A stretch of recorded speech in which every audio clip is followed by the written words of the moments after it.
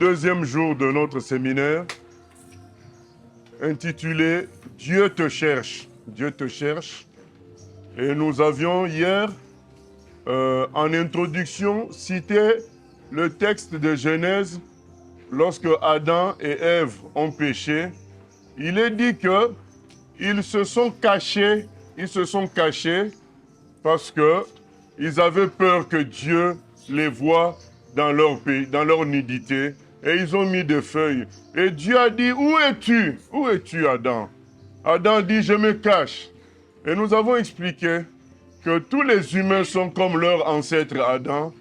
Nous nous cachons loin de Dieu parce que nous savons qu'au fond de nous, il y a quelque chose qui n'est pas en accord avec lui. Et c'est ainsi que Dieu a envoyé son Fils Jésus, son Fils unique, pour nous chercher, non pas pour nous faire du mal, mais pour nous sauver. Dieu était conscient. Il était conscient que nous étions perdus. Il était conscient que nous le fouillions à cause de nos péchés. Et c'est pourquoi il envoie son Fils Jésus. Et Jésus va dire dans Luc 19, 10, le Fils de l'homme est venu chercher et sauver ceux qui étaient perdus. Il n'est pas venu pour juger. Il jugera les humains plus tard, à la fin du monde. Mais il est d'abord venu pour chercher et sauver ceux qui étaient perdus.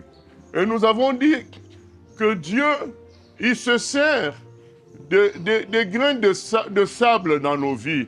Il se sert de ce qui ne va pas dans nos vies pour nous montrer que nous sommes des humains faibles. Il se sert de la maladie. Et nous avons pris, par exemple, le cas de Naaman le lépreux, qui était un général, qui était l'ami du roi, qui était riche, mais qui avait la lèpre. Et à cause de cette lèpre, il est parti chercher Dieu, le véritable Dieu en Israël. C'est là qu'il a été guéri par le prophète Élisée. Et il a compris que le seul Dieu, le Dieu véritable, c'est le Dieu d'Israël. Et il a décidé, à partir de ce jour-là, de servir que ce Dieu-là. C'est la décision qu'il a prise.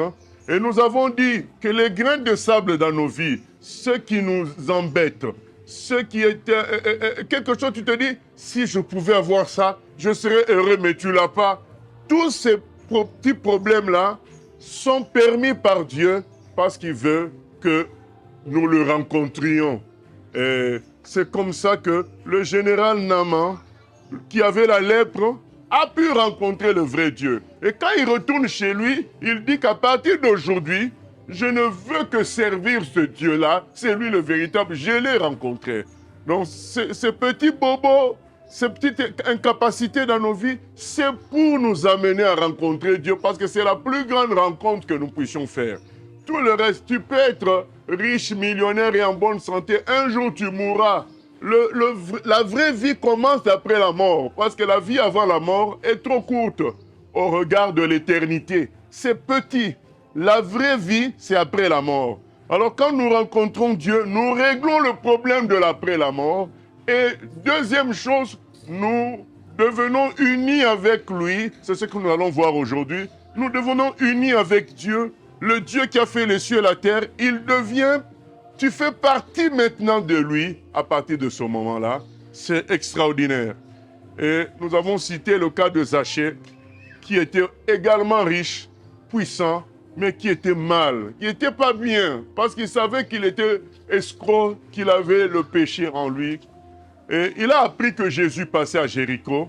Il est monté sur un arbre pour voir qui est Jésus, parce qu'il n'était pas bien. Voilà, nous pouvons voir quelqu'un qui semble beau, fort, mais au fond de lui, ça ne va pas. Il sait qu'il est dans le mal. Et nous avons vu que Jésus, ce jour-là, a appelé Zachée par son nom, alors qu'il ne le connaissait pas. Nous avions dit que Dieu nous connaissait tous, parce qu'il a appelé Zachée par son nom. Même si nous pouvons nous considérer comme un Indien au fin fond d'un village en Amazonie, Dieu nous connaît, il nous connaît par nos noms.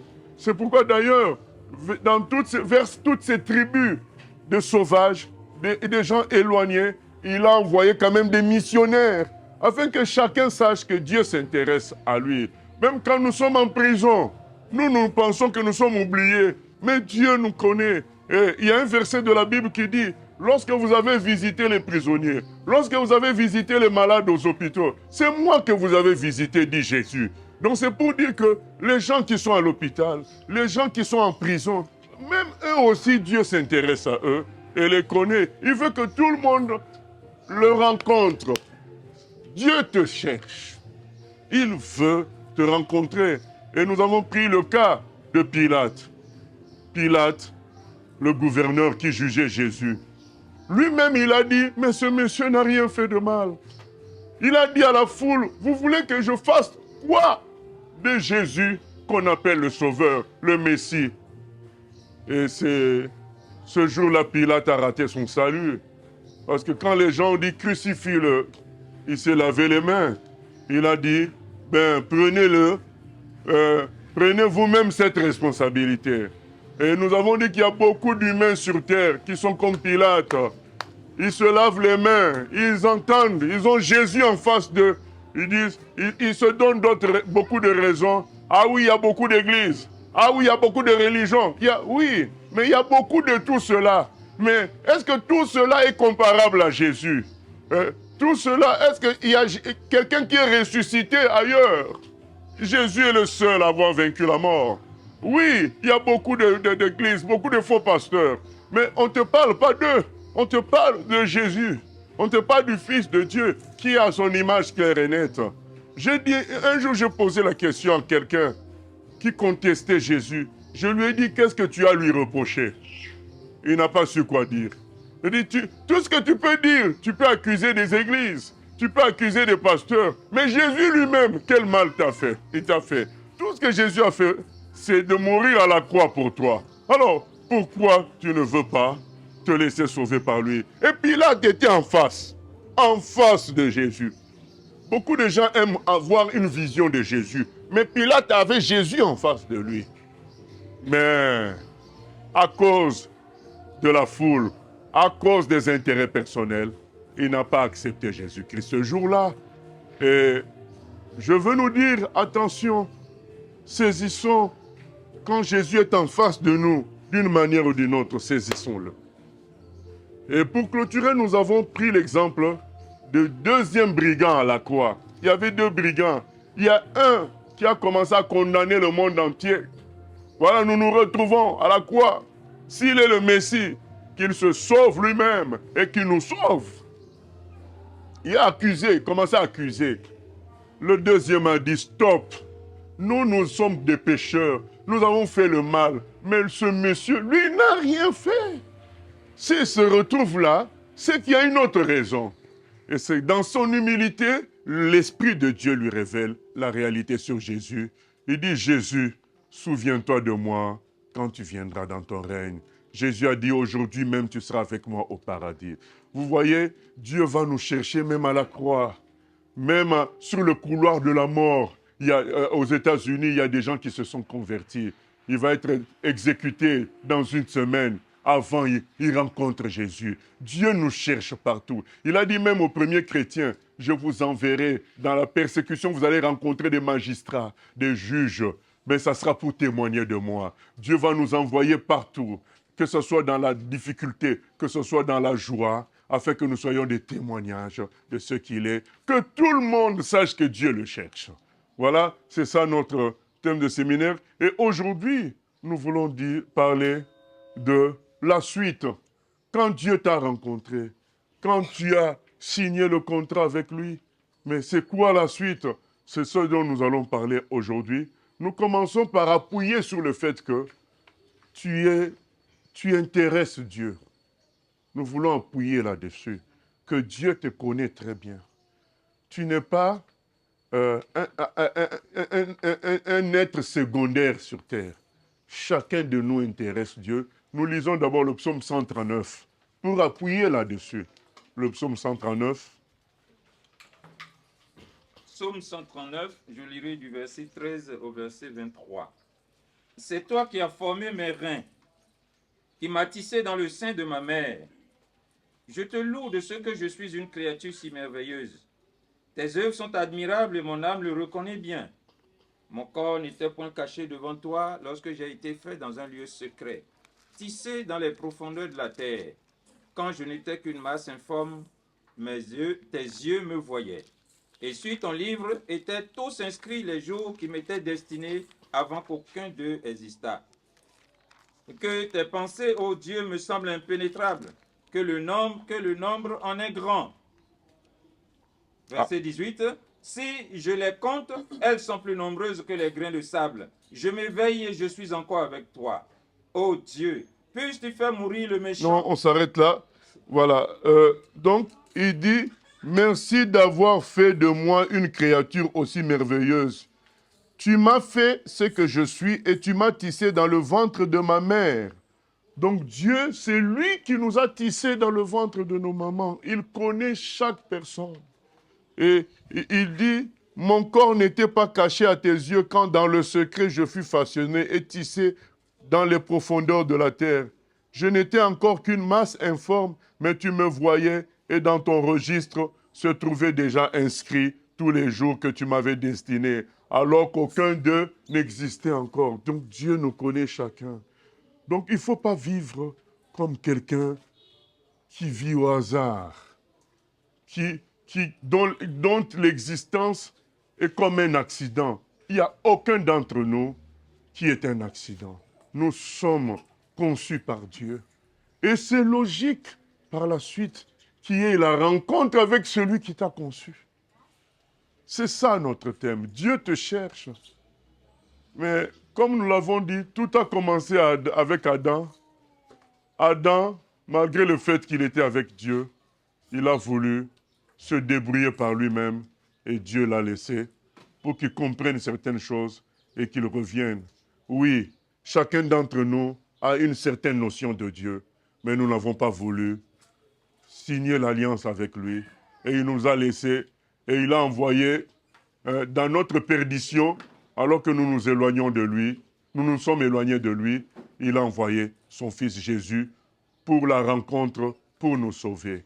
Et nous allons lire une histoire qui est l'image de ce qui s'est passé pour chaque homme. Ça se trouve dans Luc 15. Luc 15, verset 11 au verset 24. Voilà, donc nous allons lire cette histoire que nous connaissons la plupart d'entre nous et ça va nous parler. Luc 15 à partir du verset 11. Il dit encore, un homme avait 2 fils. Le plus jeune dit à son père, mon père, donne-moi la part de bien qui doit me revenir. Et le père leur partagea son bien. Peu de jours après, le plus jeune fils, ayant tout ramassé, partit dans un pays, pour un pays éloigné, où il dissipa son bien en vivant dans la débauche. Lorsqu'il eut tout dépensé, une grande famine survint dans ce pays, et il commença à se trouver dans le besoin. Il alla se mettre au service d'un des habitants du pays, qu'il envoya dans ses champs garder les pourceaux. Il aurait bien voulu se rassasier des carouges que mangeaient les pourceaux, mais personne ne lui en donnait. Étant rentré en lui-même, il se dit, combien de mercenaires chez mon père ont du pain en abondance, et moi ici, je meurs de faim. Verset 18, je me lèverai, j'irai vers mon père, et je lui dirai, mon père, j'ai péché contre le ciel et contre toi. Je ne suis plus digne d'être appelé ton fils. Traite-moi comme l'un de tes mercenaires. Et il se leva et alla vers son père. Comme il était encore loin, son père le vit et fut ému de compassion. Il courut se jeter à son cou et le baisa. Et le fils lui dit, mon père, j'ai péché contre le ciel et contre toi. Je ne suis plus digne d'être appelé ton fils. Mais le père dit à ses serviteurs, apportez vite la plus belle robe et l'en revêtez. Mettez-lui un anneau au doigt et des souliers aux pieds. Amenez le veau gras et tuez-le. Mangeons et réjouissons-nous, car mon fils que voici était mort et il est revenu à la vie. Il était perdu et il est retrouvé et il commençait à se réjouir. Amen. Amen. Vous voyez, c'est la même chose qui s'est passée pour nous tous. Ce garçon était avec son papa. Il avait tout. Mais il ne supportait pas que son papa soit le chef. À un moment donné, il a dit non, mais je peux me débrouiller par moi-même. Et c'est le cas de tous les humains. C'est Dieu qui nous a créés, mais nous avons décidé d'être nos propres chefs, sachant que personne ne s'est créé. Mais nous décidons que, nous disons souvent, ma vie. Est-ce que ce n'est pas notre vie en réalité, parce que c'est quelqu'un d'autre qui nous a formés et déposés.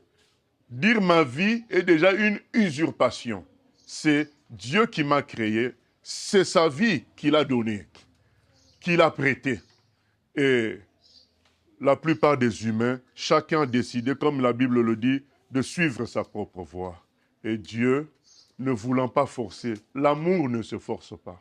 Il nous a laissé chacun faire son propre parcours, de sorte que, à travers les difficultés, les échecs qui vont s'en suivre, que nous comprenions que nous serions mieux auprès de notre Créateur. Voilà, ce texte, nos anciens appellent ça la plus belle prédication de la Bible. Ça nous montre l'état de nous tous, tels que nous étions, ou bien tels que nous sommes aujourd'hui. Tu es en train de suivre ta propre voie, ta propre logique, ta propre intelligence. Et petit à petit, tu deviens fou. Tu deviens fou parce que, vous savez, il y a des choses très simples, par exemple, la mort des gens comme Mobutu, la mort des gens comme Mohamed Ali, comme Alain Delon. Quand quelqu'un a vu ça, quelqu'un a connu ces gens-là tels qu'ils étaient, il doit se dire, l'homme n'est rien. La maladie de certaines grandes personnalités, comme Céline Dion, quand tu connais leur succès, tu dis, mais finalement, l'homme n'est rien du tout. Nous, on a connu Phil Collins, quelqu'un qui a fait un succès fou. Et là, aujourd'hui, il est pratiquement sur chaise roulante. Sa femme l'a quitté, il ne peut plus chanter, il a un cancer. Et vous voyez, quand vous voyez tout ça, vous dites, mais l'homme n'est rien. Dieu nous a laissé chacun suivre sa propre voie. Mais l'orgueil empêche les gens de dire, j'ai échoué. L'orgueil empêche les gens de dire, ça ne marche pas. Il y a des gens qui sont têtus, comme ce garçon-là. Il était têtu. L'argent est fini. Au lieu de se dire, avant que ça soit pire, je rentre chez papa me repentir. Il a voulu encore fonctionner toujours par lui-même, chercher à gauche, à droite le boulot. Il trouve le boulot et on lui donne de surveiller les cochons. Vous savez, vous-même, pour un juif, c'est une abomination. Mais il le fait quand même par orgueil. Vous voyez là où les gens en arrivent. Les gens en arrivent à faire des abominations parce qu'ils ne veulent pas retourner à Dieu. Donc on finit par lui dire, mais fais maintenant telle chose. Il le fait parce qu'il n'a pas envie de venir s'humilier devant Dieu, dire j'ai échoué. Et on va lui dire, écoute, maintenant tu dois devenir homosexuel pour la suite. Il devient. Parce que tout ça, c'est l'orgueil de faire demi-tour. Et ce garçon-là arrive à paître des cochons. Lui, un juif. À un moment donné, qu'est-ce qu'il avait comme nourriture? Le reste de la nourriture des cochons. Il dit alors là, trop c'est trop. J'ai quand même un papa. J'ai quand même un père qui est riche, qui a tout. Pourquoi devrais-je continuer à souffrir comme ça? Et je nous dis à tous, à un moment, il faut dire stop. Je suis quand même la créature de Dieu. Ma vie ne peut pas être une vie hasardeuse, comme un dé qu'on lance sur un plateau de jeu, ou bien comme des cartes de jeu. Ta vie devient comme une carte. Non, tu te dis non. Après tout, c'est Dieu qui m'a créé. Je ne peux pas continuer comme ça. C'est ça qu'il faut se dire. C'est Dieu qui nous a créés. Alors nous devons être en connexion avec lui. C'est aussi simple que ça. La rencontre avec Dieu. Et il est écrit, Dieu a envoyé Jésus, son Fils, pour nous chercher. Il n'attend même pas que nous on le cherche, c'est lui qui nous cherche. La question c'est, veux-tu le rencontrer? Parce que lui, il t'a trouvé aujourd'hui à travers ce séminaire. C'est ça la question. Et ce garçon a fini par craquer. C'est ce que nous demandons à nous tous. Il faut craquer, il faut reconnaître qu'on a échoué et venir à Dieu. Quiconque existe doit reconnaître qu'il a échoué. Vous avez vu Naaman, hein? Il était général, riche, mais la lèpre l'a vaincu. Qui qu'on soit, On a toujours quelque chose qui nous rappelle que nous sommes des humains. Et que nous devons nous humilier devant Dieu. Et ce garçon a fini par craquer. Et il retourne vers son père. Bien-aimé, est-ce que vous avez vu la joie de son papa? C'est cette joie que Dieu a de vous retrouver, de nous retrouver. Une joie immense. Une joie immense. Une joie incompréhensible. Parce que quand le fils aîné apprend que son papa est dans cette joie, il se fâche. Il dit, mais ce garçon a tout détruit de notre fortune familiale et tu l'accueilles avec joie. C'est ça l'amour de Dieu. Bien-aimé, comment pouvons-nous rejeter une telle joie de Dieu? Savoir que tu fais la joie de Dieu comme ça. Comment tu peux hésiter? Qui peut t'aimer comme Dieu t'aime? Vous voyez la joie de ce papa. Alors que ce garçon a gaspillé l'argent de la famille, l'honneur de la famille. Mais il se dit, il a compris finalement. Il sait maintenant que je suis vraiment son père et je veux son bonheur. Là, nous pouvons fonctionner ensemble. La suite, c'est ça. Dieu te rencontre, il te sauve, mais il veut désormais fonctionner avec toi. Tu as compris maintenant que sans lui, tu ne peux pas fonctionner. Il t'avait laissé libre pour que tu comprennes ça. Beaucoup de gens, ils se disent chrétiens, mais ils continuent avec l'ancien fonctionnement. La seule différence, c'est qu'ils savent qu'il y a des choses qui sont mauvaises et qu'il y a des cultes auxquels il faut assister à l'église. Mais leur vie est toujours comme avant. C'est pas normal. Si la rencontre avec Dieu, c'est pour maintenant fonctionner avec lui, parce qu'avant, tu vivais par toi-même. Chacun suivait sa propre voie. C'est écrit dans Ésaïe 53. Nous étions errants comme des brebis. Chacun suivait sa propre voie. Maintenant que tu l'as rencontré, c'est fini. C'est l'unité ensemble pour marcher ensemble dans la gloire, dans la paix, avec les difficultés, avec les épreuves. Mais tu as la présence de Dieu avec toi. Et ça fait toute la différence. La présence de Dieu a accompagné un de nos frères qui avait été jeté. Ce frère-là, il dit que c'était les plus beaux jours de sa vie, 3 jours. Il a fait 3 jours dans un puits avec des cadavres. Puisque au Népal, comme c'est des bouddhistes, ils ne tuent pas physiquement. Ils viennent, s'ils veulent te tuer, ils te déposent dans ce trou-là, ils ferment le cadenas en haut, et tu vas mourir avec le temps. Et comme ça, ils vont se dire, nous ne l'avons pas tué, il est mort tout seul. Et ce frère-là, Dieu lui a mis à cœur d'aller évangéliser au Népal.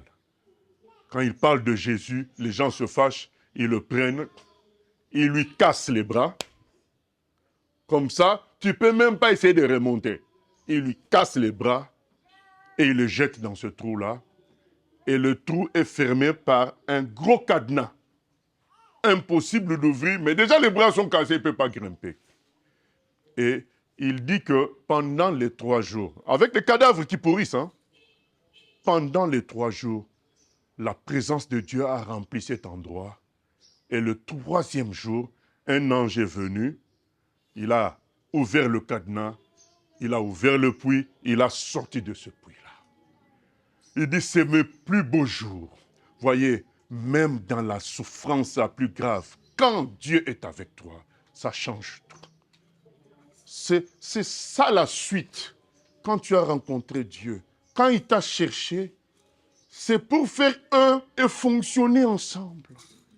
C'est pas pour avoir ton salut dans ta poche et mener ta vie, tu sais que tu as quand même ton salut dans ta poche. Non, c'est pour faire un avec lui. Et ce garçon-là, quand il revient, qu'est-ce qu'on fait? On dit, mettez-lui l'anneau au doigt. Ça symbolise quoi? Là, le pouvoir, l'autorité. Maintenant, tu es autorité. Il est dit dans la Bible, nous devenons, quand nous les laissons sauvés par Jésus, nous devenons co-héritiers avec lui. Nous devenons fils de Dieu, avec une autorité sur les forces des ténèbres, sur les forces du malin. Les choses changent. Dieu est avec nous désormais. C'est ça la différence. Et c'est ce qui a permis à des gens comme David de battre Goliath, parce que Dieu est avec lui. C'est ce qui a permis à des gens comme Daniel d'être dans la fosse aux lions, puisque Dieu est avec lui. Les lions n'ont rien fait. C'est cette gloire-là qui va nous accompagner mais avec les difficultés, avec les épreuves. Mais il y a un plan dans tout ça pour briller sur cette terre et recevoir une couronne éternelle au ciel. Donc Dieu va faire un avec toi pour t'amener dans des chemins, dans un service où tu vas être une lumière sur cette terre. Certains seront peut-être des riches, mais d'autres seront des prisonniers à cause de l'évangile, d'autres encore seront tués. Il y a des chrétiens qui ont été tués à cause de l'évangile. Mais nous tous, dans tous les cas, nous allons contribuer à la gloire de Dieu sur terre pour que les gens voient Dieu et finalement d'autres encore le rencontrent et ainsi de suite jusqu'à ce que Dieu récupère le maximum d'humains et les amène au paradis. C'est ça la suite. La suite, ce n'est pas que Dieu me donne un bon salaire, que Dieu me donne un bon boulot, que Dieu me donne la réussite, que Dieu me donne le voyage. La suite, c'est faire un avec Dieu. Et c'est dans cette unité que Dieu va te conduire à le servir, à être une lumière. Il n'y a pas de plus grande joie que d'être l'ami de Dieu, d'être en compagnie de Dieu. Nous avons donné l'exemple de Zachée hier, qui était riche. Mais quand il rencontre le Seigneur, qu'est-ce qu'il fait? Il se dépouille de toutes ses richesses. Les choses qui font blocage aujourd'hui au milieu des chrétiens, c'est qu'il me manque ceci, il me manque cela. Mais Zachée, lui, il avait tout ça. Mais quand il rencontre le Seigneur, il se dépouille de tout cela. Et aujourd'hui, nous voulons nous faire comprendre à nous tous que la suite, c'est un fonctionnement total avec Dieu. Ce n'est pas une vie religieuse d'église, c'est un fonctionnement où tu dis, Seigneur, je m'abandonne à toi, fais de moi ce que tu voudras. Nous connaissons l'histoire de Paul. Paul était un ennemi des chrétiens. Et sur le chemin de Damas, là où il allait pour emprisonner encore d'autres chrétiens, il a fait la rencontre. Jésus l'a cherché. On n'a pas parlé de lui hier. Mais Paul fait partie aussi, comme tous les humains sur terre, des gens que Jésus-Christ a cherchés. Il a cherché, il a trouvé sur le chemin de Damas. Paul pensait que Jésus allait l'écraser, comme Adam qui se cachait de Dieu. Il pensait que Jésus allait l'écraser pour tout ce qu'il a fait contre les chrétiens. Mais Jésus a dit, je te sauve et je fais de toi mon serviteur. Pourquoi les chrétiens d'aujourd'hui sont juste sauvés? Non? Dieu veut faire de nous ses serviteurs. Parce que en travaillant avec lui, c'est là que nous recevons toute sa gloire. Mais en étant chrétien client, consommateur, tu restes comme loin de Dieu tout en ayant un salut dans ta poche. Ce n'est pas ce que Dieu veut. Dieu veut que dès sur terre, tu vives sa gloire. Il ne veut pas juste que tu ailles au ciel, mais il veut que tu sois uni à lui dès sur terre. Et si tu es uni à lui, tu contribueras à sa passion de sauver l'humanité entière. Tu te mettras à son service. Ça sera ta priorité, comme ça a été la priorité de Paul. Sa priorité, c'était d'être un sacrifice pour que d'autres personnes soient sauvées. Ce n'est pas le cas aujourd'hui, où chacun, comme quelqu'un m'a dit, un parent que j'avais visité, il m'a dit, c'est bien pasteur que tu viennes me visiter, que tu pries pour moi à la maison, parce qu'à l'église, tout le monde vient avec ses problèmes. Est-ce que Dieu peut comprendre les problèmes de tout le monde? Voilà. Vous voyez? Donc, cet homme, tout ce qu'il retient de Dieu, c'est que Dieu résolve ses problèmes. Mais bien aimé, les Écritures nous disent, cherchez d'abord le royaume des cieux et vous aurez le reste. Nous qui avons mis, moi je ne me cache pas, je le dis clairement, j'ai donné ma vie au Seigneur. Je vis en priorité pour lui. C'est lui que j'ai mis en priorité. Et je ne demande pas grand-chose, c'est lui qui donne. J'expérimente le fait de Matthieu 6, 33. Quand vous cherchez d'abord le royaume des cieux, vous êtes surpris qu'on vous donne le reste, sans effort. Je ne comprends pas les chrétiens qui pensent que Dieu ne donne pas. Ça veut dire qu'ils ne sont pas proches de lui. Si tu es proche de Dieu, tu verras réellement qu'il donne. Et les Écritures nous le montrent. Jésus a multiplié les pains. Jésus a sorti, quand il a fallu payer l'impôt pour lui et Pierre, il a sorti l'argent du ventre d'un poisson. Ce sont des réalités. Moi, j'avais hébergé quelqu'un. Chez moi, à l'époque, je ne travaillais pas. J'avais hébergé quelqu'un, une sœur en Christ, qui n'avait plus de logement. Et après, elle a vécu environ 6 mois avec nous.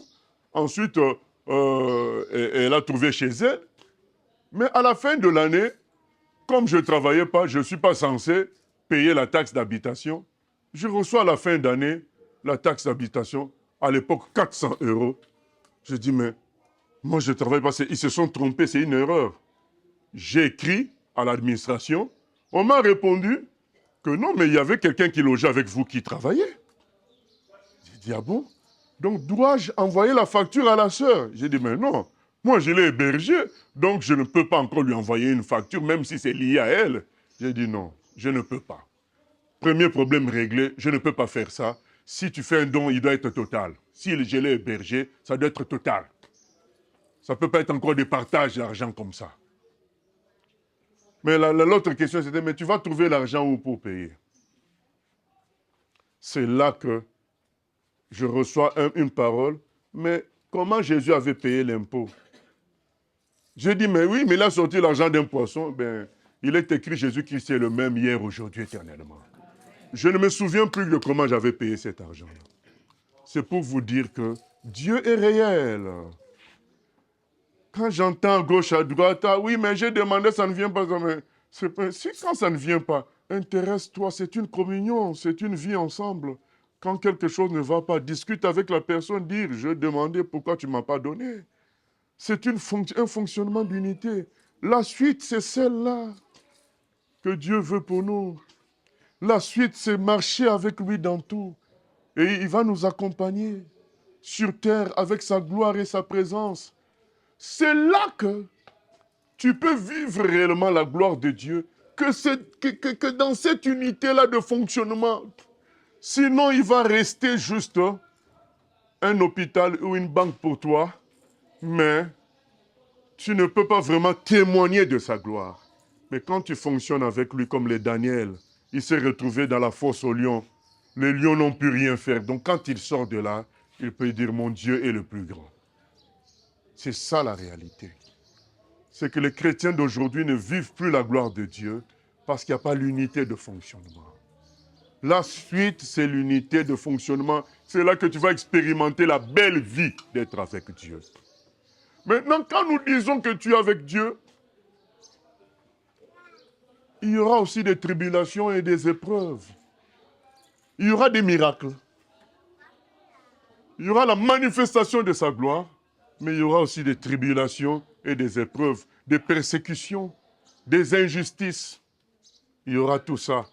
Mais à chaque fois, il est écrit, comme il est écrit, le malheur atteint souvent le juste, mais l'Éternel en délivre toujours. À chaque fois, sa délivrance va contribuer encore à ce que tu le glorifies. Aujourd'hui, dès qu'il y a les malheurs, les gens se plaignent. Mais comment Dieu a permis ça? Mais Dieu, dans la Bible, n'a jamais dit qu'il n'y aura pas de malheur. Il a dit qu'il y aura des malheurs, mais il nous en délivrera toujours. C'est ce qu'ignorent beaucoup de gens aujourd'hui. Et ils préfèrent prendre d'autres voies. Mais ces voies-là, c'est comme le fils prodigue perdu. Ça les amène dans des bêtises, dans des souffrances graves. Ça les amène à manger moins bien que les cochons, c'est-à-dire à faire des choses horribles. Boire le sang humain, dormir au cimetière, ça les amène à ça parce qu'ils n'ont pas voulu de Dieu. Beaucoup de chrétiens tournent en rond. Ils sont chrétiens depuis 30 à 40 ans, mais ils ne produisent pas les fruits du ciel parce qu'il n'y a pas encore un fonctionnement dans l'unité avec Dieu. Si ils ne disent pas qu'ils sont chrétiens, si on les observe à la télé sans voix, sans son, on va croire qu'ils sont païens. Ils vivent comme tout le monde, ils payent leurs impôts, mais il n'y a pas le fonctionnement de gloire de Dieu. Comme le Seigneur a dit, vous êtes la lumière du monde. Dieu veut nous remplir de sa puissance pour que nous soyons la lumière du monde. Mais nous évitons ce fonctionnement-là parce que nous n'avons rien compris. Nous avons cru que le salut était quelque chose qu'on met dans la poche et on attend la fin du monde pour aller. On attend la mort pour y aller. Non. Le salut est une unité avec Dieu, un fonctionnement avec lui. À 100%. Quand tu es enfant de quelqu'un, tu fonctionnes avec ton papa. Et le frère Paul est un exemple. Nous allons lire ce qu'il dit de son fonctionnement avec Dieu dans 2 Corinthiens chapitre 6. Dans 2 Corinthiens chapitre 6.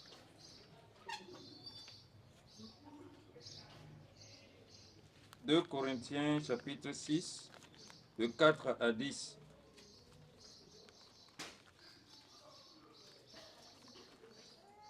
Mais nous nous rendons à tous égards recommandables comme serviteurs de Dieu, par beaucoup de patience dans les tribulations, dans les calamités, dans les détresses, sous les coups, dans les prisons, dans les troubles, dans les travaux, dans les veilles, dans les jeûnes, par la pureté, par la connaissance, par la longanimité, par la bonté, par un esprit saint, par une charité sincère, par la parole de vérité, par la puissance de Dieu, par les âmes offensives et défensives de la justice, au milieu de la gloire et de l'ignominie, au milieu de la mauvaise et de la bonne réputation, étant regardé comme imposteur, quoique véridique, comme inconnu, quoique connu, comme mourant, et voici nous vivons, comme châtié, quoique non mis à mort, comme attristés, et nous sommes toujours joyeux, comme pauvres, et nous enrichissons plusieurs, comme n'ayant rien, et nous possédons toutes choses. Amen. Donc on nous regarde comme des gens qui n'avons rien.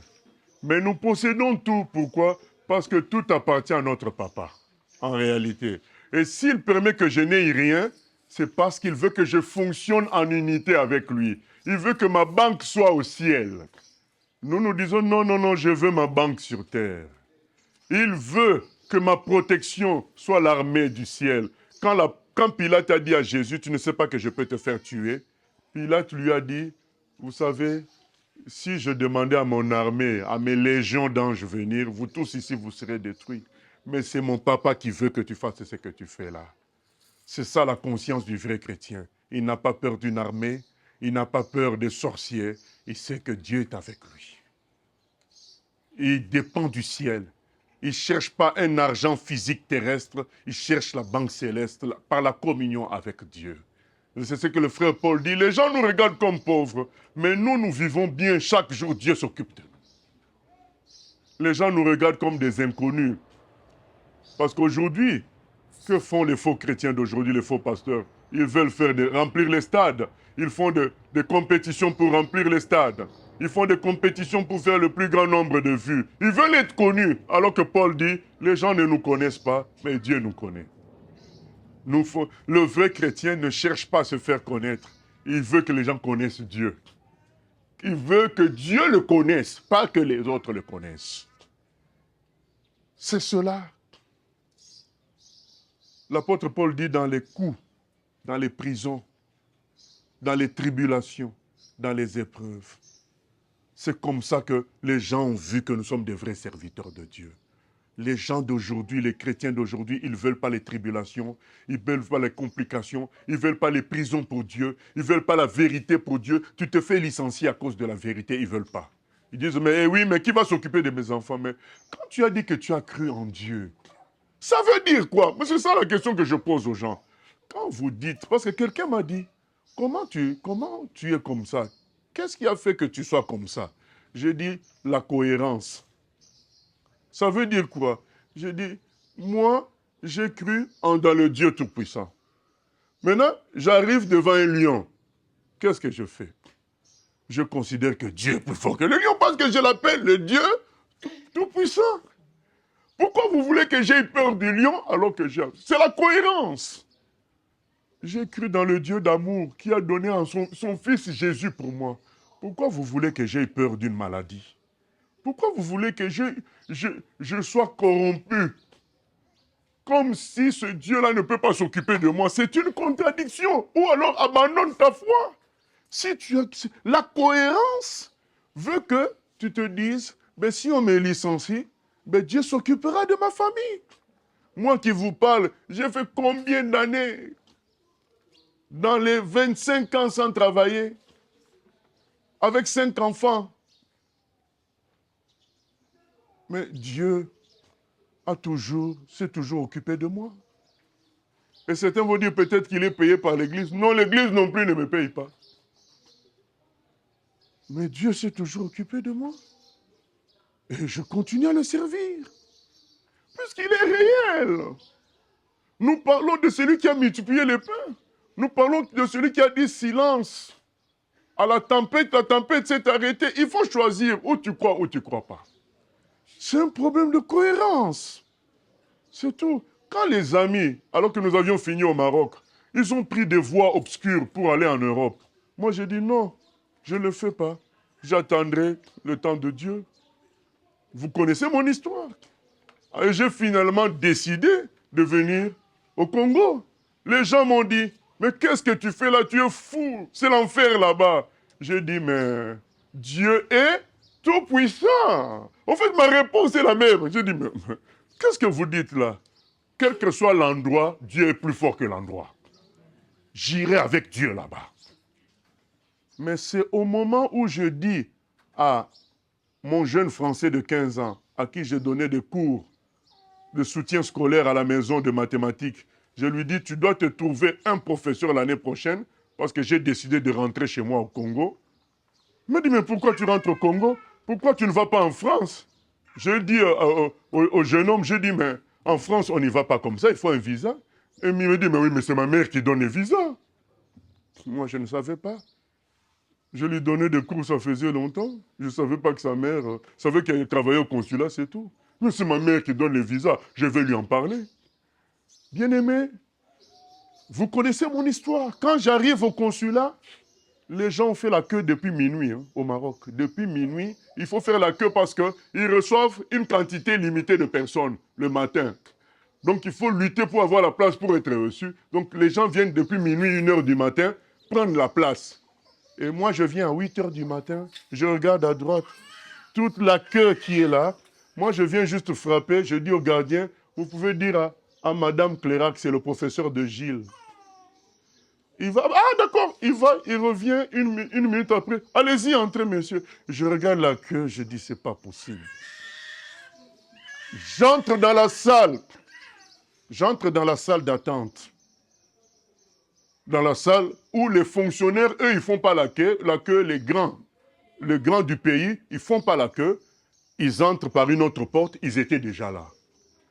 J'entre, Madame Cléra qui était au comptoir et elle me voit. Mais Eric, viens! Donc je dépasse tous les généraux, les colonels, les machins. J'arrive. Je vais te présenter à mon chef. Chef, c'est le professeur de Gilles. Le monsieur dit, donnez-moi vos documents et revenez dans 15 jours. Bien aimé, comme un prince. Comment voulez-vous que j'ai peur des riches ici? Je n'ai peur de personne. Je sais en qui j'ai cru. Voilà. C'est ça la suite. Il faut être cohérent. Tu as rencontré Dieu. La suite, c'est la gloire, c'est le fonctionnement d'unité avec lui. Ça ne dépend pas de l'endroit, que ce soit au Congo, que ce soit en Europe. Ce qui compte, c'est de fonctionner avec Dieu. Il y a des voleurs en Europe. Si l'Europe était la solution, pourquoi il y a des voleurs là-bas? Pourquoi? Bien-aimés, ayons honte. Ayons honte de quoi? Vous savez qu'il y a des riches au Congo ou pas? Il y en a. Si Satan est capable d'enrichir les gens au Congo et en Europe, pourquoi nous voulons que Dieu nous enrichisse seulement en Europe? Donc nous voulons dire que Satan est plus fort que Dieu. Lui, il est capable d'enrichir les gens en Inde, au Congo, au Bangladesh, il y a des riches. Et ils ont fait des contrats magiques, ils sont devenus des riches. Maintenant, nous, quand on veut devenir riche, on dit, mais c'est pas ici. Ah, comment ça? Donc ça veut dire que Dieu est plus faible que Satan. Change de Dieu alors. Moi, je dis, c'est simple. Change de Dieu. Pourquoi tu veux continuer avec quelqu'un qui est faible? C'est tout. Moi, je crois que Dieu est tout-puissant partout. Daniel était dans la fosse au lion, Dieu était avec lui. La gloire. Les 3 amis de Daniel étaient dans la fournaise, Dieu était avec eux. Le roi a vu une 4e personne. Ces gens-là sont sortis du feu sans l'odeur du feu. Vous voulez bien aimer, vous voulez croire. Entrons dans ce Dieu-là, fonctionnons avec lui. Changeons bien aimés, ne suivez pas ces faux prédicateurs de prospérité. Ce sont des agents de Satan qui sont là pour perdre le peuple de Dieu, les envoyer vers l'argent, alors que Dieu a plus que l'argent, c'est sa gloire, qui contient tout. Qui contient tout. Bien-aimé, le plaisir que ça donne d'être avec Dieu, c'est extraordinaire. Mes frères et sœurs, voyant leurs problèmes continuer, des difficultés, ils ont dit, notre grand-père est sorcier. On va aller chercher. Ils sont partis, ils ont soulevé son matelas pour chercher s'il avait fait des trucs cachés sous le matelas. Ils ont soulevé, ils ont trouvé toutes les photos de tous les enfants, les petits-enfants du grand-père, sauf ma photo. Voilà. C'est que c'est d'être avec Dieu. Ils ont trouvé les photos de tout le monde, sauf la mienne. C'est là qu'ils se sont dit, ce type-là, il est avec le véritable Dieu. Voilà. C'est ça qu'il faut choisir. Aujourd'hui, on entend seulement, c'est ma tante qui est sorcière, c'est mon oncle, c'est mon papa. Mais la Bible dit, je vous ai donné l'autorité, le pouvoir de marcher sur les serpents, sur les scorpions, sur toute la puissance de l'ennemi. C'est le sorcier qui doit te fuir, c'est pas toi de fuir le sorcier. Ah, mais il ne faut pas lui dire bonjour, mais comment? C'est lui qui doit trembler. Je vous ai raconté l'histoire de ce jeune homme au Ghana, dans des tribus lointaines. C'est un missionnaire brésilien qui a été envoyé par le Seigneur là-bas. Ils ont installé une station missionnaire et ils évangélisaient village par village. Ils sont arrivés dans leur village. Dans leur village, avant d'arriver dans leur village, il y avait ce qu'on appelait le bois sacré, une petite forêt qui était interdite à tout humain normal. Les gens qui pouvaient entrer dans cette forêt-là, c'était les grands sorciers de toute la région qui faisaient leur réunion annuelle dans cette petite forêt-là. Et du coup, pour arriver à leur village, il fallait contourner la forêt. Arrivé dans ce village-là, l'évangélisation n'a pas porté beaucoup de fruits visibles. Il n'y a eu qu'une seule conversion, c'était ce jeune homme-là. Donc ce jeune homme, pour grandir dans la parole, il devait marcher, aller dans le village, dans un autre village, où il y avait le centre missionnaire, pour aller suivre les études bibliques. Et revenir à la maison après. Vous voyez quelqu'un qui vous fait dans les 10 km pour aller suivre l'étude biblique, et il fait retour 10 km encore. Vous voyez les gens qui sont vraiment touchés par le Seigneur. Personne ne les force. Mais au retour, il fallait contourner encore en plus le bois sacré. Mais il s'est dit quoi? Je viens d'apprendre à l'étude biblique que c'est notre Dieu qui est le Tout-Puissant, au-dessus de tout esprit. Pourquoi? Moi, je dois contourner ce bois sacré, soit disant qu'il y a des mauvais esprits. Puisque celui qui est à moi est plus fort que ces gens-là. Moi, je passe. Il est passé, rien n'est arrivé. La semaine qui a suivi, il repasse. Rien n'arrive. Les gens sont partis voir le chef de la mission. Il dit, mais votre jeune converti là, il nous provoque. Il passe dans le bois sacré. Il nous provoque. On va faire le désordre ici. Le chef de la mission est venu voir le jeune homme. Mon frère, on comprend ton zèle, on comprend ta foi. Mais là, tu vas nous créer des problèmes. On ne pourra même plus évangéliser dans ton village, tout ça. Le jeune homme a écouté, c'est un aîné, bon, on respecte. Il a écouté.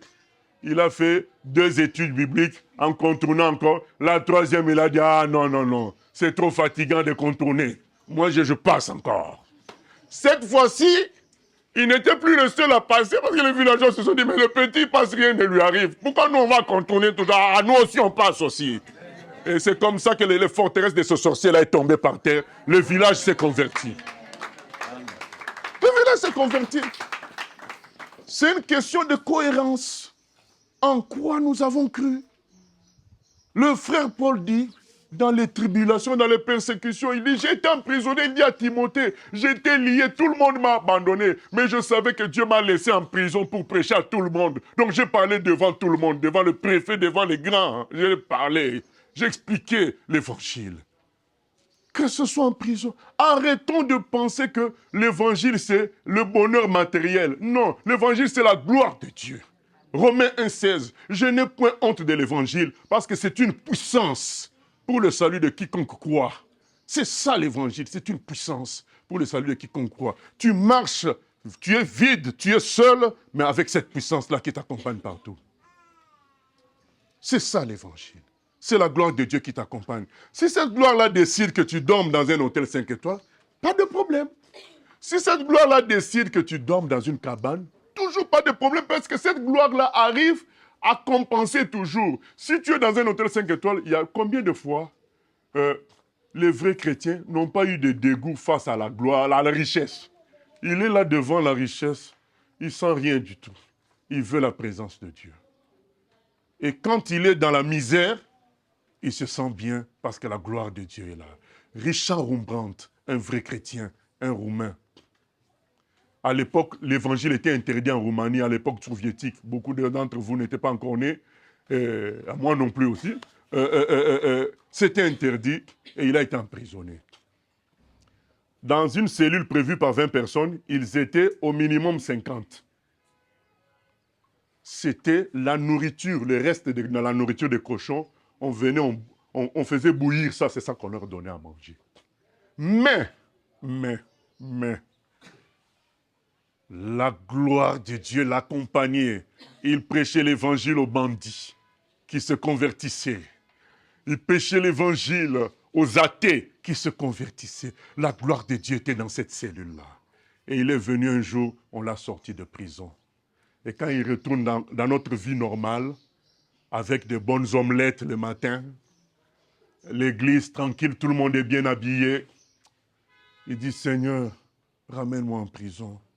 En prison, je vivais ta gloire. Vous savez, quand vous voyez un bandit commencer à chanter Alléluia, c'est quelque chose qui vous met une joie, ça dépasse la nourriture. Ça dépasse. Il dit là, tout le monde est tranquille.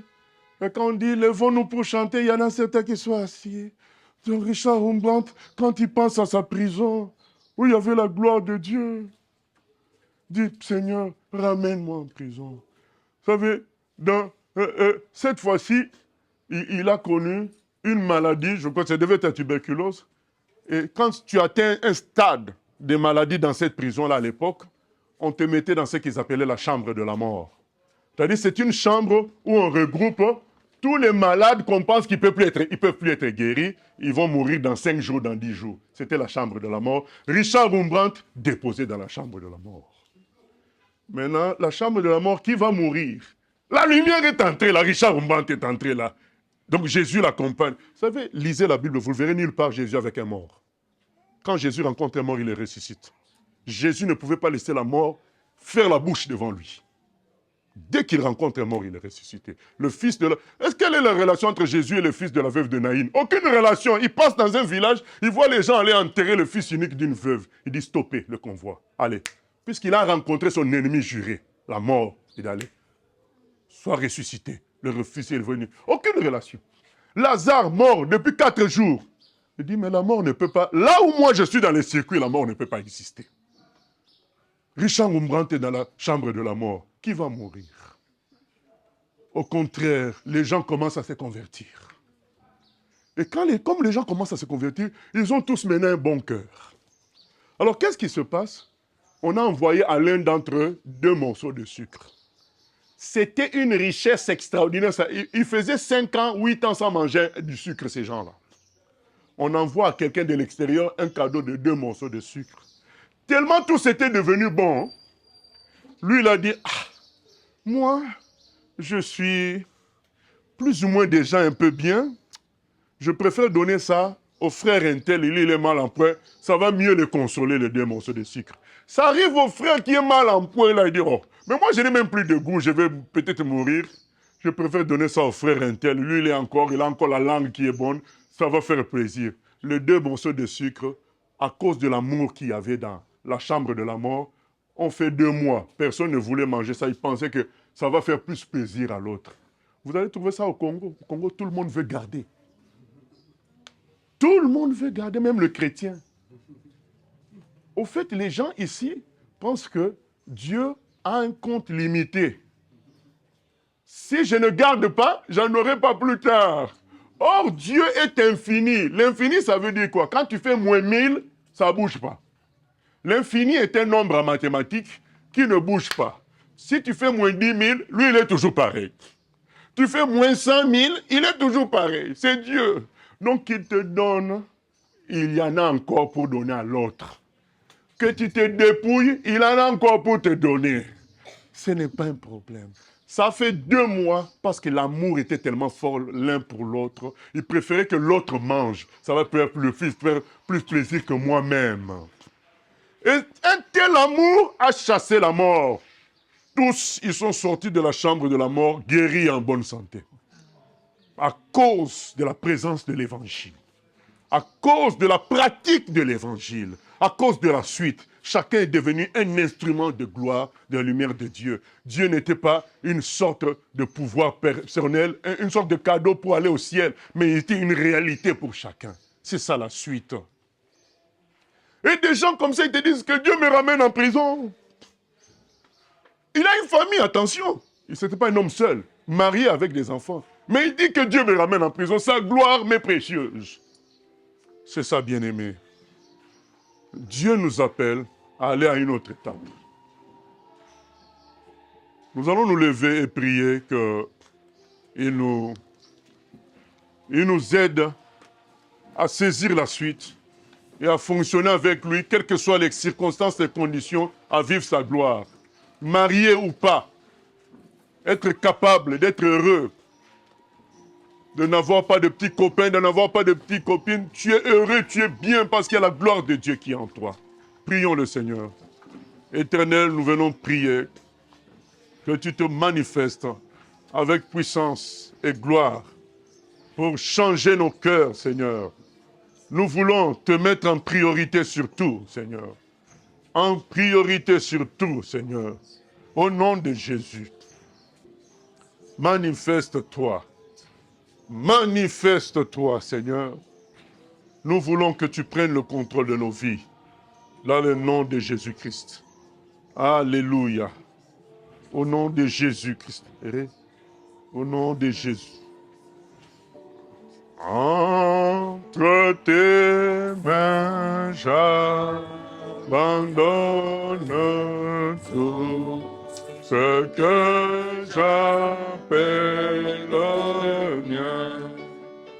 Oh, ne permets à personne, Seigneur, d'en reprendre rien. Prends tout, Jésus. Oui, prends tout, Seigneur. Oui, prends tout, mon roi. Oui, prends tout, Seigneur. Oui, prends tout, mon roi. Entre tes mains, j'abandonne tout avec beau. Oh, prends tout, Jésus, oui, prends tout, Seigneur. Oui, prends tout, Seigneur. Oui, prends tout, mon roi. Entre tes mains, j'abandonne tout avec son. Prions le Seigneur, ô Éternel. Nous voulons que tu prennes nos vies en charge, Papa. Remplis-nous de la puissance d'en haut, la puissance du Saint-Esprit qui a fait que Paul soit à 100% serviteur, qui a transformé Paul de A à Z. Oh Papa, c'est l'heure de la rencontre avec toi. C'est l'heure de la rencontre. Que les cieux s'ouvrent. C'est ça ta promesse. Tu as dit à Nathanaël, Jésus, que bientôt tu verras les cieux ouverts. Oh Seigneur, que les cieux s'ouvrent sur cette assemblée et que naissent de nouveaux ouvriers, des gens qui ne vont pas se contenter d'être des chrétiens avec le salut en poche, mais qui vont être d'autres Jésus-Christ, Seigneur, à l'œuvre pour que ta gloire se manifeste sur terre. Merci de te glorifier, Seigneur. À toi la gloire, la louange au siècle des siècles. Que toi-même, Seigneur, tu convaincs les cœurs par cet enseignement. Au nom de Jésus. Amen. Amen. Gloire à Dieu. Amen. Que Dieu soit loué. Après ce message percutant, nous avons une fois de plus pris l'engagement de servir le Seigneur. Et si nous entendons un message une fois, nous sommes responsables une fois. Si nous avons entendu ça 2 fois, 3 fois, 4 fois, nous sommes autant responsables que le nombre de fois que nous avons entendu parler de servir le Seigneur. Donc nous sommes déjà responsables. Donc cette parole que nous venons de recevoir, que Dieu puisse s'en servir pour nous faire croître et se servir réellement de nous. Hier, certains n'étaient pas là, peut-être pour des obligations qui sont les leurs. Et n'ayant pas été là hier, ayant écouté le message aujourd'hui, il se pourrait que c'est aujourd'hui qu'eux, ils veulent donner leur vie au Seigneur. On ne demandera à personne de lever le doigt, on ne demandera à personne de se lever. On va simplement prier et de là où ils se trouvent, s'ils ne l'ont pas encore fait, ils diront Amen, le Seigneur connaît les cœurs, il identifiera la personne eux-mêmes. Si vous n'avez pas encore donné votre vie au Seigneur, on priera depuis ici et vous ajouterez Amen si vous vous sentez concerné par cette prière de repentance. Et si vous voulez aussi, pendant que je parle, vous pouvez prier en même temps que moi pour ouvrir votre cœur au Seigneur. Il va faire sa demeure là, il va souper avec vous et les choses vont être transformées. Seigneur Jésus, j'ai entendu ta parole. Je suis fatigué de la vie que je mène. Et je te demande pardon pour avoir conduit le véhicule moi-même jusqu'ici, pour avoir mené ma vie comme je l'ai souhaité, sans faire cas de toi, en faisant fi de ta parole. Aujourd'hui, je me répands de tous mes péchés et je te donne ma vie. Je te donne ma vie, je t'ouvre tout grand mon cœur. Viens là-dedans, entre là-dedans et fais là ta demeure. Et aujourd'hui, deviens mon Seigneur et mon Sauveur personnel. Tu as tous les droits sur moi. Conduis désormais ma vie, dirige-moi. Et le plan éternel que tu as conçu pour moi, réalise-le dans ma vie. Garde-moi fidèle à toi, jusqu'à ce que tu reviennes me chercher. Au nom puissant de Jésus. Amen. Amen. Que Dieu soit loué.